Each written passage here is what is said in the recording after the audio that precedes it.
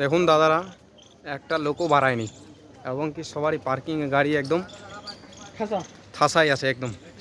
মানে কি আর বলবো, যে বলছে, যে লোককে ধরছে বলছে বাঙালি কথা বললেই ধরছে, লোককে ধরে এবং নিয়ে যাওয়া হচ্ছে। তো লোক তাই ভয়ে শ্রমিকগুলো একটু চিন্তায় পড়ে গেছে এবং কি একটা লোকে কাজে যেতে পারেনি। বিশাল সবাই অসুবিধায় পড়ে আছে।